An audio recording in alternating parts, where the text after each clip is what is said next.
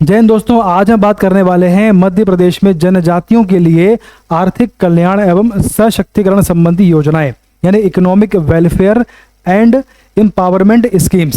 जो आज का टॉपिक है, इसका संबंध एमपीपीएससी प्री के यूनिट 10 से इसका संबंध है। तो भैया आज हम कुल 8 स्कीम पढ़ने वाले हैं जो बहुत ही महत्वपूर्ण है। क्वेश्चन यहां से आने की पूरी संभावना है।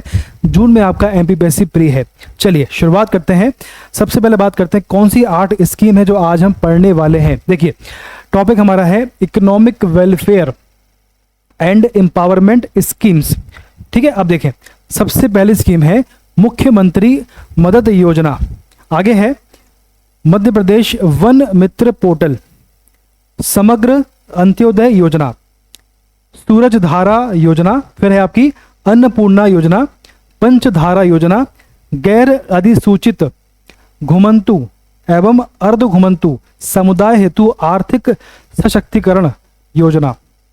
ठीक है, चलिए फिर है प्रधानमंत्री आदि आदर्श ग्राम योजना, PMAAGY। इस प्रकार से कुल 8 स्कीम पढ़ने वाले हैं। सभी बहुत ही महत्वपूर्ण है, आपको ध्यान से समझना है और याद भी करते चलना है।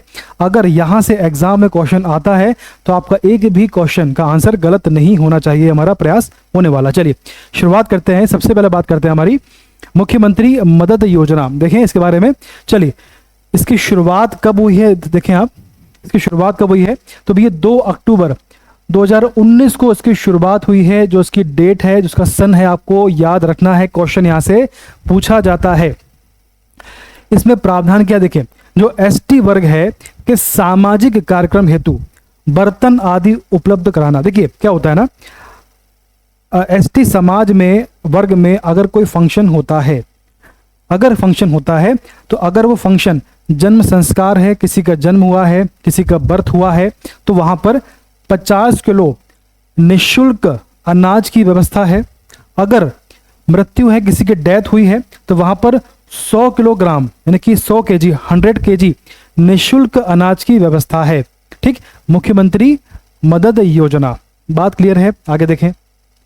चलिए अगली आपकी है मध्य प्रदेश वन मित्र पोर्टल। देखो आदिवासी एवं परंपरागत वन निवासी, आदिवासी जो वन में निवास करते हैं, अगर उन्हें कोई समस्या आती है तो उनके दावे का निराकरण करने के लिए एक पोर्टल का निर्माण किया गया है अक्टूबर 2019 में। उसका नाम है मध्य प्रदेश वन मित्र पोर्टल। ठीक, अगर आपसे क्वेश्चन आ गया कि भैया वन मित्र पोर्टल का संबंध किससे है, तो भैया एसटी वर्ग से इनका संबंध है मध्य प्रदेश में। बात क्लियर है, आगे देखें। अब अगली स्कीम है समग्र अंत्योदय योजना। ठीक, इसकी शुरुआत हुई है नवंबर 1990 में इसकी शुरुआत हुई है। इसके अंतर्गत 13 स्कीम को शुरू किया गया है। अब देखें सरकार का प्रयास है कि जो हमारे मध्य प्रदेश में जनजातीय वर्ग है उसका हर दिशा में उसका विकास हो, हर दिशा में उसकी समस्या का समाधान निकले, इसलिए सरकार ने 13 स्कीम को शुरू किया है हर क्षेत्र के लिए। चलिए सबसे पहले आपकी स्कीम आ रही है, देखें जो आपके सामने फर्स्ट स्कीम है वो है अंत्योदय स्वरोजगार योजना। ठीक, अब देखिए इसमें क्या है, एमपी में गरीबी रेखा के अंतर्गत रहने वाले एसटी वर्ग में जो बेरोजगार लोग हैं, है ना, जो अनएम्प्लॉयड लोग हैं, उनको यदि स्वयं का रोजगार शुरू करना है तो सरकार ऐसी कंडीशन में उनको लोन प्रोवाइड करती है ताकि वो अपना खुद का व्यवसाय, अपना खुद का रोजगार शुरू कर सके, खुद की इनकम शुरू कर सके। ठीक, तो आपकी पहली स्कीम है अंत्योदय योजना। ठीक, अब देखो अगली है नवजीवन आवास योजना। अगर कोई व्यक्ति है जो एसटी वर्ग से आता है, उसके पास खुद का आवास नहीं है, खुद का मकान नहीं है, तो ऐसी कंडीशन में सरकार कम मूल्य में बहुत ही कम रेट पर आवासीय भूखंड यानी कि रेसिडेंशियल प्लॉट की व्यवस्था करती है इस स्कीम के अंतर्गत। क्लियर है बात, एसटी वर्ग के लिए। अगली है वसुंधरा योजना। अगर कोई कृषक है, कोई किसान है, आदिवासी, वो भूमिहीन है, उसके पास भूमि नहीं है खेती करने के लिए, तो ऐसी कंडीशन में सरकार भूमि खरीदने के लिए 10 वर्षों तक का ब्याज मुक्त यानी कि इंटरेस्ट फ्री लोन देती है इस स्कीम के अंतर्गत। बात क्लियर है, चलिए आगे देखें। सरकार का प्रयास है कि भी हर क्षेत्र में जो एसटी वर्ग को समस्या आती है, जनजाति वर्ग को समस्या आती है, उसका समाधान निकालें स्कीम के माध्यम से। अब जो आपकी अगली स्कीम है उसका नाम है जल जीवन योजना। अगर आपने खेती कर रहे हो, अगर आप एसटी वर्ग से आते हो और आप खेती कर रहे हो और ऐसी कंडीशन में आप निर्धन हो, आप गरीब हो, है ना, और आपको सिंचाई के लिए आपके पास कोई व्यवस्था नहीं है, तो ऐसी कंडीशन में सरकार सिंचाई सुविधा के लिए मोटर पंप खरीदने के लिए आपको ब्याज अनुदान देती है। ब्याज के लिए, इंटरेस्ट के लिए आपको सब्सिडी यहाँ पे इसके माध्यम से मिलती है। अब अगली स्कीम है पवन पुत्र योजना। अगर आप एसटी वर्ग से आते हो, बेरोजगार हो, तो यहाँ पर सरकार जो है आपके लिए ऑटो रिक्शा एवं टेम्पो हेतु लोन की व्यवस्था करती है, ताकि आपको खुद का व्यवसाय हो, खुद की इनकम हो और आपका विकास हो। चलिए आगे देखें। अगली स्कीम है जो आ रही है वो है मधुवन योजना।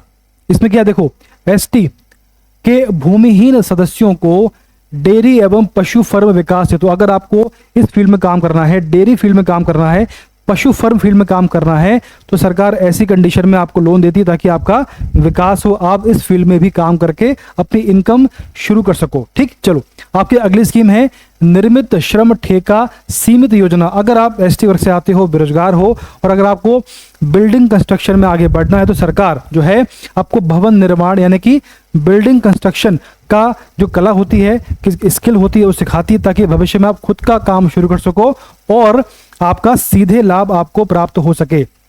अब अगली स्कीम है रफ्तार योजना। इसमें क्या, अगर आप एसटी वर्ग से आते हो और अगर आप प्रशिक्षित वाहन चालक हो, अगर आप ट्रेन ड्राइवर हो और यदि आपको बस या ट्रक लेने का आपका मन है, खुद का काम शुरू करने का मन है, तो सरकार ऐसी कंडीशन में आपको सब्सिडी देती है ताकि आप खुद का ट्रक या बस ले सको और खुद के लिए काम कर सको और खुद की आपकी इनकम हो। चलिए, वनजा योजना। क्या है वनजा योजना? यदि आप वन में निवास करते हो, एसटी वर्ग से आते हो और वन में निवास करते हो, घर के निकट लघु वनोपज आधारित लघु उद्योग यानी कि minor forest produce based small industry. अब देखो, आप वन में रहते हो, अगर आप एसटी वर्ग से आते हो, वन में आपका निवास है और आप चाहते हो कि भैया वन से जो आपका प्रोड्यूस होता है, जैसे शहद है ना, शहद है, जड़ी बूटी है, शहद है, जड़ी बूटी है, और क्या होता है, और जैसे आपका गोंद है ना, जितना भी आपका आदिवासियों को जंगल से, फॉरेस्ट से उनका जो प्रोड्यूस होता है,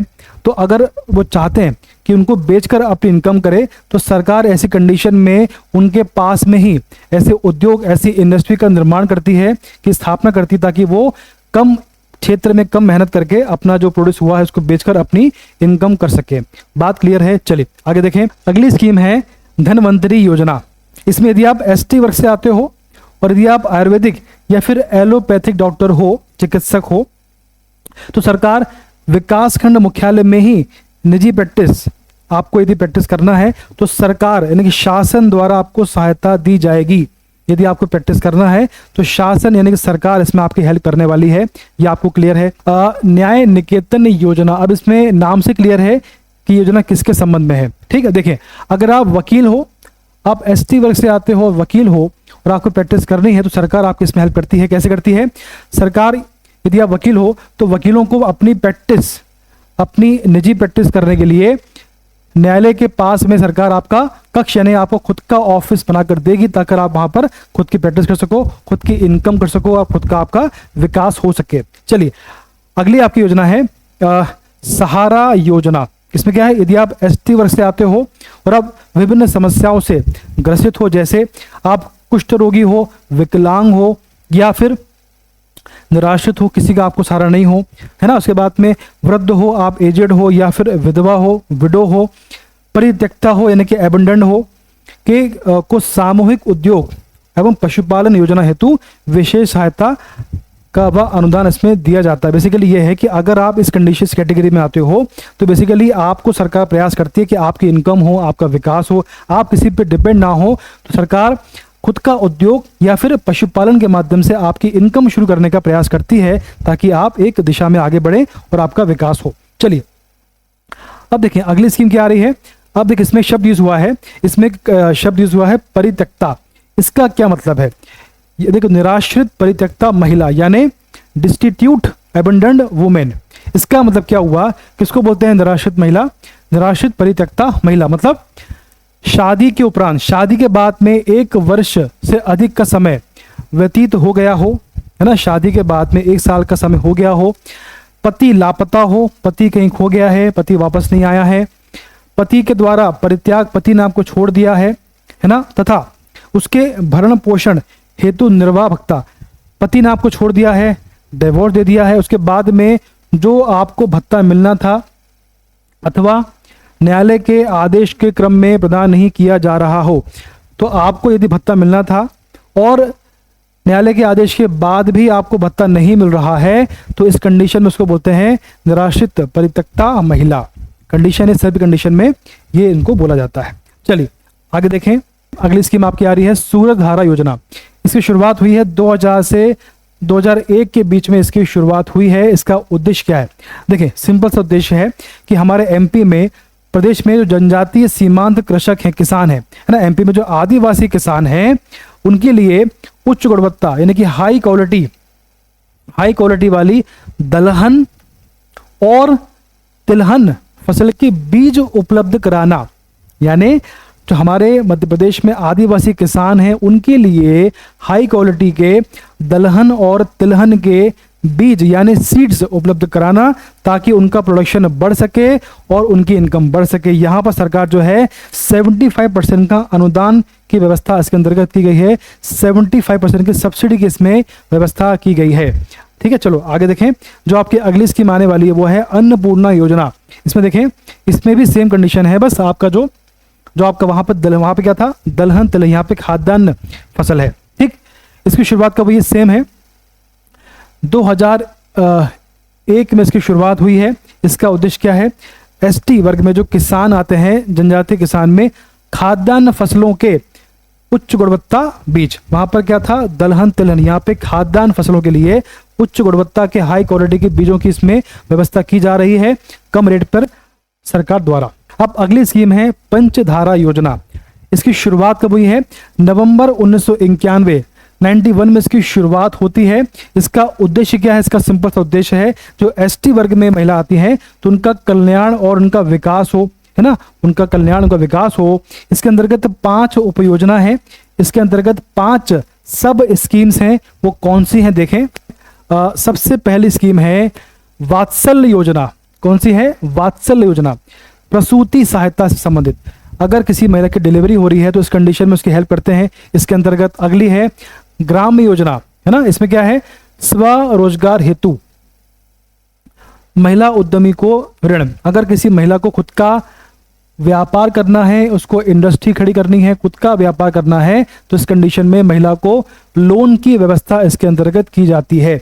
अगला है आयुष्मती योजना, है ना। इसमें क्या है? बेसहारा विधवा परित्यक्ता महिलाओं की इसमें सहायता की जाती है। ऐसी महिला जो बेसहारा है, विडो है ना, किसी पे आश्रित है, इस कंडीशन में ऐसी महिलाओं की इसमें सहायता की जाती है। अगली है कल्प वृक्ष योजना।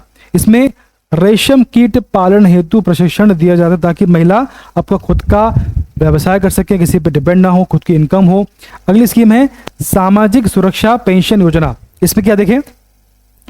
बुजुर्ग महिलाओं, मतलब आदिवासी वर्ग में जो बुजुर्ग महिला है, उनका भी आर्थिक विकास हो, उनके आर्थिक सशक्तिकरण के लिए, फाइनेंशियल एम्पावरमेंट के लिए, उनके लिए सामाजिक सुरक्षा पेंशन की इसमें व्यवस्था की गई है ना।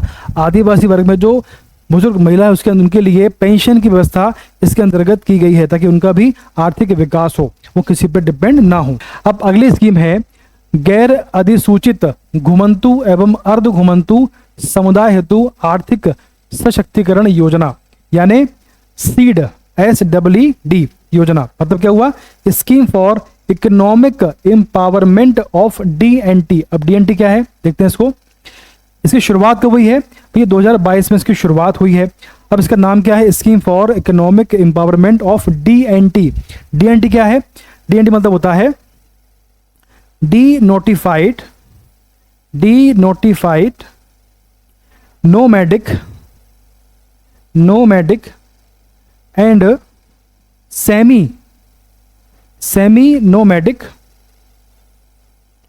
ट्राइब, है ना। तो यहां जो लिखा ना, यहां जो लिखा हुआ है गैर अधिसूचित घुमंतु एंड अर्ध घुमंतु समुदाय, उसका मतलब यही होता है। ठीक है, denotified nomadic and semi nomadic tribes, ठीक, हेतु आर्थिक सशक्तिकरण योजना। क्या लिखा है यहाँ पे? Scheme for economic empowerment of DNT। Clear है बात। चलिए अब प्रश्न आता है कौन से मंत्रालय के अंतर्गत आता है। देखिए भैया ये क्वेश्चन पूछा गया है, ये सामाजिक न्याय एवं अधिकारिता मंत्रालय के अंतर्गत आता है। बहुत ही महत्वपूर्ण क्वेश्चन है। ठीक, तो इसका जो आपकी स्कीम है इसका नाम क्या है, किसके लिए है, शुरुआत कब हुई है, जो आपका डीएनटी इसका फुल फॉर्म क्या है हमने पढ़ लिया है। बहुत ही महत्वपूर्ण है, आपको याद से पढ़ना है। हमारे समाज में एक वंचित वर्ग है ना, घुमंतु उसको बोलते हैं, बंजारा बोलते हैं। इनका कोई घर नहीं होता है, ये घूमते रहते हैं, इन्हें खाना बदोश बोलते हैं, इस प्रकार से रहते हैं। तो सरकार ने इनके लिए स्कीम शुरू करी है, इसको बोलते हैं सीड, SEED, पढ़ लिया हमने। अब देखो तो सरकार ने इसके अंतर्गत इसके चार प्रमुख घटक हैं, वो कौन कौन से देखे। जो आपकी सीड स्कीम है इसके 4 प्रमुख घटक हैं। चलिए जो इस स्कीम के अंतर्गत आते हैं उनके लिए सरकार ने अच्छी गुणवत्ता की कोचिंग की व्यवस्था की है। सरकार का प्रयास है कि जो व्यक्ति इस कैटेगरी में आते हैं, सीट में आते हैं, उनके लिए सरकार ने उच्च कैटेगरी की हाई क्वालिटी की कोचिंग की व्यवस्था इसके अंतर्गत करने का प्रावधान है, ताकि अगर उन्हें किसी भी कंपटीशन एग्जाम की तैयारी करनी है तो वो कर सके बिना किसी समस्या के। चलिए अगला है PM आवास योजना, उनके लिए रहने की व्यवस्था करना। अगला है PM जन आरोग्य, उनके लिए स्वास्थ्य बीमा, उनके स्वास्थ्य की चिंता करना है ना, स्वास्थ्य की व्यवस्था करना। अगला है आपका आजीविका, भाई उनका आजीविका के साधन, उनकी इनकम हो, उनका खुद का घर हो, खुद का मकान हो, खुद की इनकम हो, ताकि उनका विकास हो। ठीक, चलिए आगे देखें। जो आपकी अगली स्कीम है प्रधानमंत्री आदि आदर्श ग्राम योजना, PMAAGY, ये क्या है देखें। इसमें इसकी शुरुआत कब देखें, इसकी शुरुआत हुई है 2021-22 में इसकी शुरुआत हुई है। और देखें वित्तीय वर्ष 2021-22 में इसकी शुरुआत हुई है। मंत्रालय कौन सा है, मंत्रालय है जनजातीय कार्य मंत्रालय। ठीक, इसमें प्रावधान क्या है वो देखें। इसमें प्रावधान है जनजातीय क्षेत्रों में बुनियादी अधोसंरचना, मतलब बेसिकली जो जनजातीय क्षेत्र है वहाँ पर इंफ्रास्ट्रक्चर को डेवलप करना, जैसे वहाँ पर सड़क हो, पक्की सड़क हो, स्वास्थ्य की व्यवस्था हो, है ना, हॉस्पिटल हो, उसके बाद में पेयजल हो, पानी की व्यवस्था हो, टेलीफोन हो, आंगनवाड़ी हो, इस प्रकार से व्यवस्था हो, ताकि उनको समस्या ना आए। इसमें 5 वर्षों के लिए 7,307 ग्रामों का चयन किया गया है, 5 वर्षों के लिए। देखें इसमें थोड़े से और फैक्ट पढ़ लेते हैं। अब देखो इसमें लिखा हुआ है कि गांवों के विकास में बाधक बन रहे 8 बुनियादी क्षेत्रों को किया बेहतर। बेसिकली इसमें यह है, सरकार का ऐसा मानना है कि ग्रामों के विकास में 8 ऐसे क्षेत्र है जहां पर समस्या आती है, जिनका विकास आवश्यक है। कौन कौन से हैं, सड़क संपर्क, गांवों में सबसे बड़ी समस्या होती है सड़क संपर्क की, सड़क नहीं होती है। अगला है दूरसंचार कनेक्टिविटी, नेटवर्क नहीं होता है। विद्यालय स्कूल नहीं होते हैं, आंगनबाड़ी केंद्र उसकी व्यवस्था नहीं होती है, स्वास्थ्य केंद्र हॉस्पिटल नहीं होते हैं, शुद्ध पेयजल पानी की व्यवस्था नहीं होती है, जल निकासी ड्रेनेज सिस्टम नहीं होता है। अगला है ठोस अपशिष्ट प्रबंधन, है ना, वेस्ट मैनेजमेंट नहीं होता है। इन सब के विकास के लिए, सब पे ध्यान देने के लिए सरकार ने इसको शुरू किया है। अब सरकार का प्रयास है कि इसके अंतर्गत जो है, देखो सरकार का प्रयास क्या है, सरकार इसके अंतर्गत क्या कर रही है, 36,428 विलेज को उसमें चुना गया है 2021 से 25 के मध्य में। और इसमें क्या किया है सरकार ने, सरकार का उद्देश्य है कि भैया हर साल में 7,500 village target to be developed every year, हर साल 7,500 गांवों को विकसित करना है इस योजना के अंतर्गत। बात क्लियर है। 25 राज्यों में 16,554 जो गांव हैं उनका विकास करना है 1927 करोड़ के बजट में। बात क्लियर है, तो इस सरकार का प्लान है। चलो आगे देखें। अब जो ये आपका हमने आज जो पढ़ा है बहुत ही महत्वपूर्ण है। कुल 8 स्कीम पढ़ी हैं, 8 स्कीम बहुत ही महत्वपूर्ण थी। आपको ध्यान से पढ़ के उनको रिवाइज करना है, ताकि अगर एग्जाम में क्वेश्चन बन गया तो आपका गलत नहीं होना चाहिए। धन्यवाद, बेस्ट ऑफ लक।